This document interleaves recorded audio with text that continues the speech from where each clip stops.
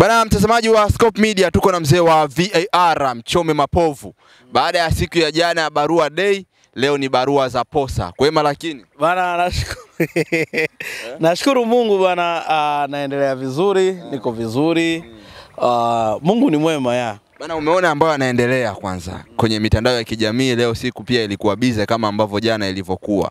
So far kwanza kauli ya msemaji wa TFF kusema kwamba sio lazima kila mawasiliano ya Yanga na TFF yafanyike kwa njia ya barua au ya maandishi kama vile wanakwenda kutoa posa. Ni sahihi? Kwanza naweza nikasema ni muendelezo wa kauli ambazo zisizo za kinidhamu. Ni kauli ambazo zisizo za kiutawala. Unajua TFF iko chini ya President Wallace Karia na yule ni msemaji wa TFF. Wallace Karia alishawahi kuwatukana Yanga. Umeelewa? Na yeye anaendeleza, ina maana ni muendelezo. Wanaichukulia Yanga poa sana. Kwa ile kauli ni matusi? Ile kauli kuambia kwamba Yanga tusikupeana kama barua za posa, tafsiri yake ni nini? Unajua kwa hivi, wale viongozi wanashindwa kutambua weledi wa kazi zao. Yanga ni taasisi, Yanga sio timu ya mtu mmoja.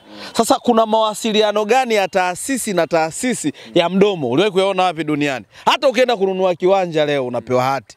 Kwa nini watu wasikwambie bana milioni 5 hii hapa, hii 10 kwa 10 ni ya kwako, 20 kwa 20 ni ya kwako? Kama ni hivyo, kwa sababu pale ameenda CEO au labda hata angeenda labda na viongozi wengine, si ndio? Wangejadili nini? Wakati yale mambo ni ya taasisi, taasisi haiundwi na mtu mmoja. Wale viongozi walioenda pale Yanga, haya wanakaa pale wenyewe wawili, shahidi yupo, TAKUKURU yupo, TRA yupo, wenyewe wanafungianaje wenyewe hesabu? Lazima kama ungetaka hivyo bodi ya ligi wangemwandaa TAKUKURU, wakamwandaa TRA, wakaja kuangaliwa pale. Kwa Yanga kukataa kufanya mazungumzo ni kosa. Kwanza kuna sababu kuu mbili. Cha kwanza tunajadili nini kwa mdomo? Akati ni mambo ya taasisi. Sawa? Hamna official organization zinamalizana kwa mdomo. Organization hii na hii inamalizanaje kwa mdomo? Akati ile ni timu na watu wengi. Engineer yuko Marekani. Yale mazungumzo yenu yanarekodiwa.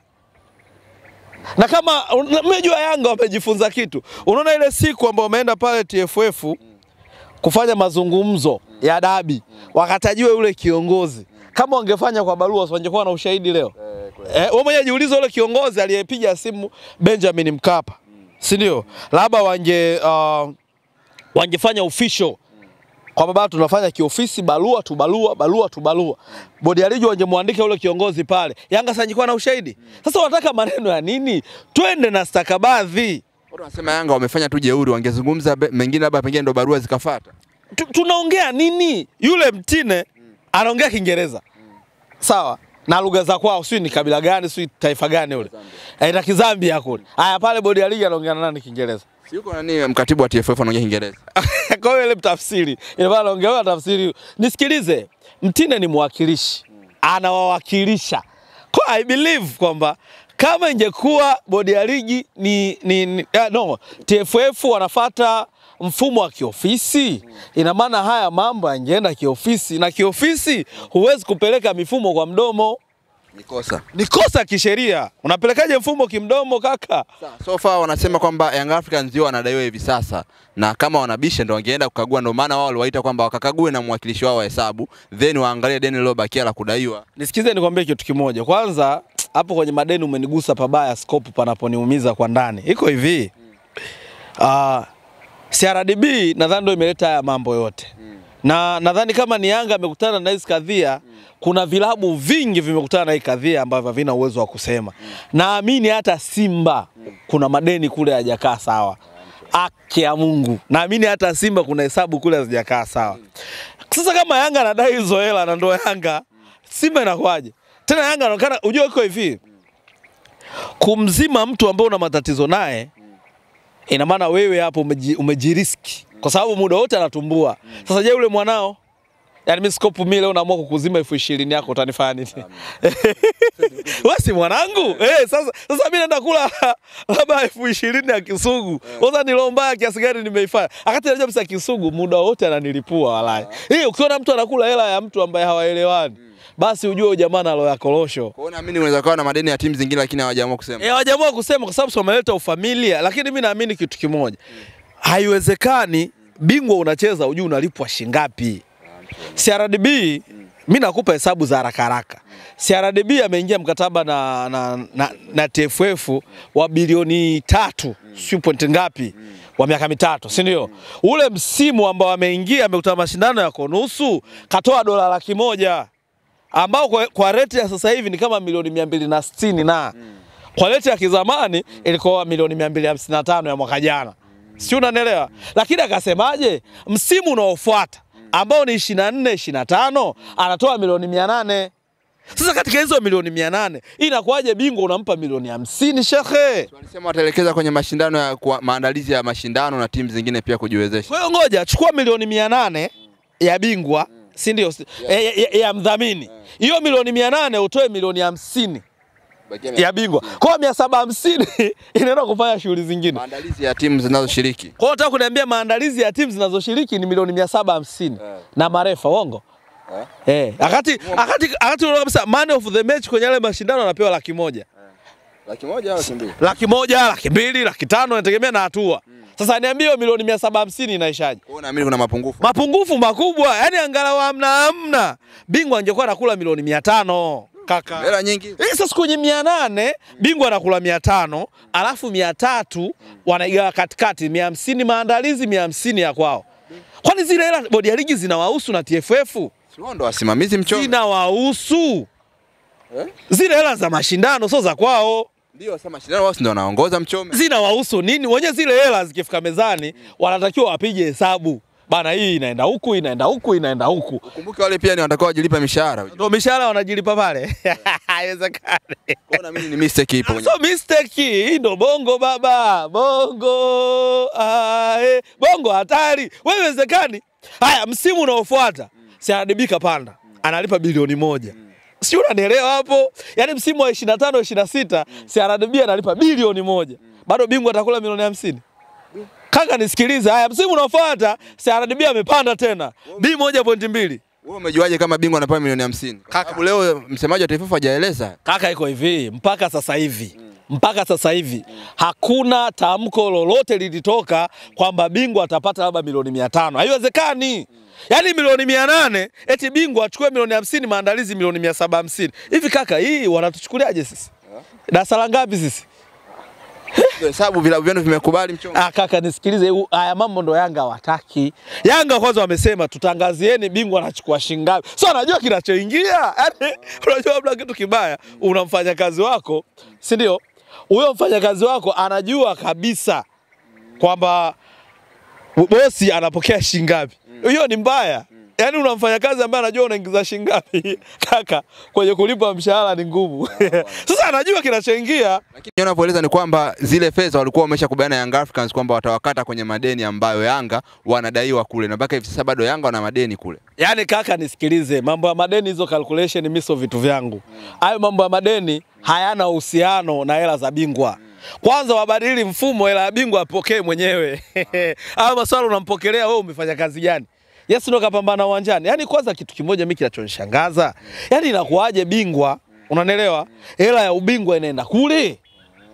Unataka iende wapi? Kwa nini unatoa vibali vya wachezaji alikiwa na madeni? Hizo sera za usajili wa vibali vyao. Kwa nini unatoa kibali?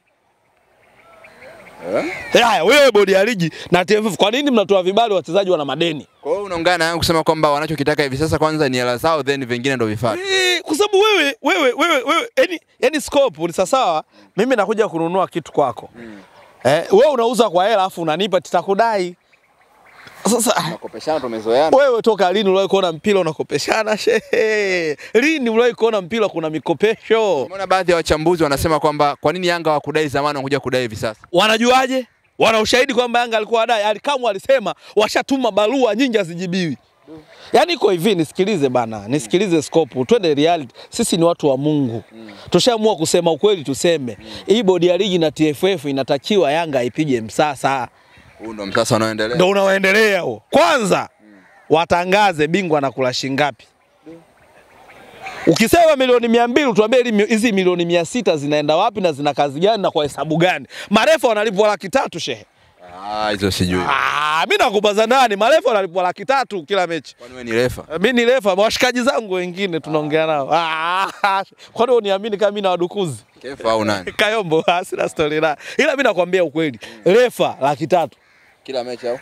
Na inategemea na mechi. Mechi zingine unaambia ndio wanakopwa. Sasa nakupa za ndani hizi. Sasa kama refa analipwa 300,000, 500,000. Barua jana ya Simba walisema kwamba hii ligi ina timu nyingi sana. Timu nyingi ambazo sio Yanga pekee yake. Kwa hiyo hata kama kuna maboresho yanatakiwa kufanyike, inabidi Yanga wafuate utaratibu wazishirikishe na timu zingine. Yaani iko hivi, zichukue hizo timu nyingi, zijumlishe, alafu mweke Yanga huku kwenye mzani na hizo timu nyingine.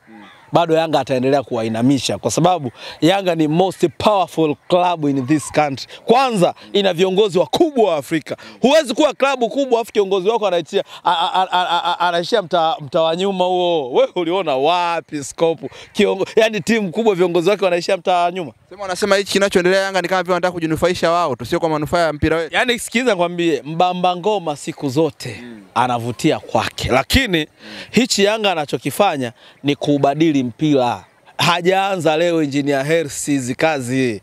Tangu alivyochaguliwa kuwa mwenyekiti, shirikisho, klabu bingwa. Sasa wewe vuta picha, ingekuwa shirikisho na klabu bingwa, Orlando Pirates ametolewa kula na kuja huko. Angetufanya nini watu wa shirikisho? Siku chache zimebakia kuelekea Kariakoo Derby. Kwa mujibu wa bodi ya ligi wanasema mchezo upo. Ulisha kujifikiria tiketi umekata kwanza? Mimi tiketi nayo toka kipindi kile. Na mimi kitu ninachokisema kunako Kariakoo Derby. Wallace Karia kama kiongozi wa mpira angetoka akazungumza. Kwa sababu Yanga walishasema dabi hakuna. Kama Yanga amesema dabi hakuna, wao wanangangania nini? Watoto waseme dabi hakuna kuepusha hasara. Yanga na msimamo wake achezi na matakwa ya Yanga, ina maana ndani ya hizi siku 4 zilizobaki hayawezi akasikilizwa. Kama hawezi kusikilizwa, Wallace Karia toka tuambie dabi hakuna. Kwa sababu mpaka sasa hivi msemaji anaendelea kusema wa Simba Ahmed Ali, dabi iko pale pale. Watu wasogee Benjamin Mkapa tukaujaze uwanja. Dabi iliyopita kuna mtu alikufa pale, alipigwa na shoti. Wanataka maisha yaendelee. Azam TV anaendelea kubrandi mechi, kutangaza. Wananchi watalipia visimbuzi ambao hawataki kulipia. Sasa inakuaje?